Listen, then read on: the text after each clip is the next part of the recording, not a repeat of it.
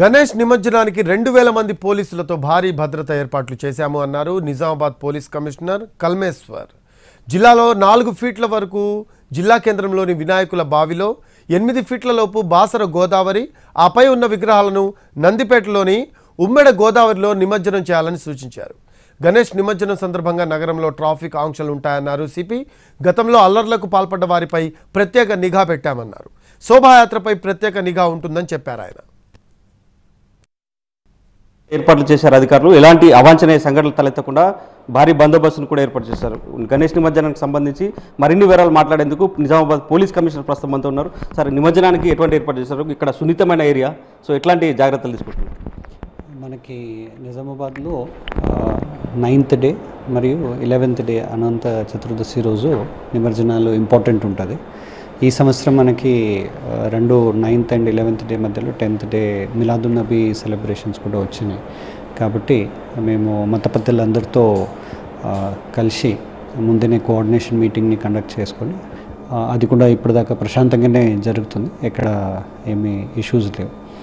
రేపు అనంత చతుర్దశి రోజు మనకి జిల్లాలో 3500 విగ్రహాలది నిమజ్జనాలు ఉంటుందండి.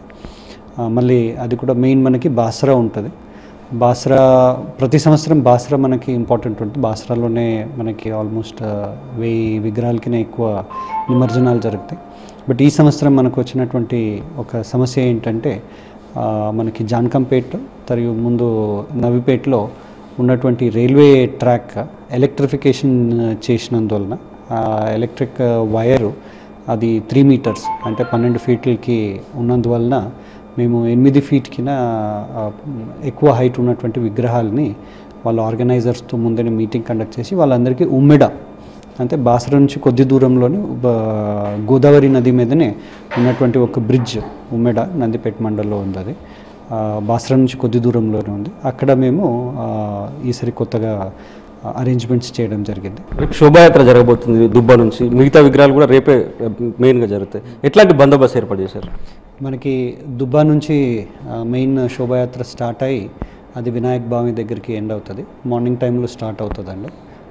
ప్రొసెషన్లో ఆల్మోస్ట్ ఒక 450 to 500 ఐడల్స్ పాల్గొంటాయండి. డిఫరెంట్ కాలనీస్ నుంచి ఇవన్నీ వచ్చి మెయిన్ ప్రొసెషన్లో జాయిన్ అవుతుంది. దానికి ఆల్మోస్ట్ మేము ఒక 800 మెంబర్స్ వరకు ఫోర్స్ డిప్లాయ్మెంట్ అనేది చేయడం జరిగింది. ప్రయర్ మీటింగ్ అందరితో ఆర్గనైజర్స్తో మత పెద్దలతో అందరితో మీటింగ్ కూడా చేయడం జరిగింది. మనకి ప్రాబ్లం క్రియేట్ చేసేటువంటి వ్యక్తుల్ని కూడా ఐడెంటిఫై చేసి ముందేనే బైండ్ ఓవర్ కూడా చేయడం జరిగింది. వాళ్ళందరికీ వార్న్ చేసి బైండ్ ఓవర్ కూడా చేయడం జరిగింది. ఈ గణేష్ నిమజ్జనం సందర్భంగా ట్రాఫిక్ డైవర్షన్ ఏమైనా చేసింది సార్? ఎట్లా వెళ్ళాలి? పెద్ద వెహికల్స్ కావచ్చు, ఆర్టీసీ బస్సులు కావచ్చు, ఏ రూటు చేశారు? మనకి రెగ్యులర్గా నిజామాబాద్ టౌన్లో హెవీ వెహికల్స్ అనేది మార్నింగ్ 8 నుంచి ఈవినింగ్ 8 వరకు అలౌడ్ ఉండదండి, except for RTC buses. So అది కంటిన్యూ అవుతుంది ఆల్ హెవీ వెహికల్స్కి. ఆర్టీసీ బస్సెస్కి మేము ఆల్రెడీ వాళ్ళకి చెప్పడం జరిగింది. మనకి మెయిన్ రూట్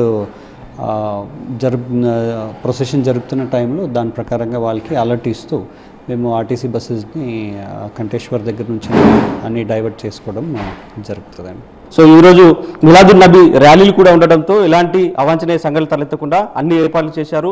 జిల్లాలో కొంచెం సెన్సిటివ్గా ఉండే అవకాశం ఉండడంతో పోలీస్ శాఖ అయితే అప్రమత్తమైంది, అందరినీ అలర్ట్ చేసింది.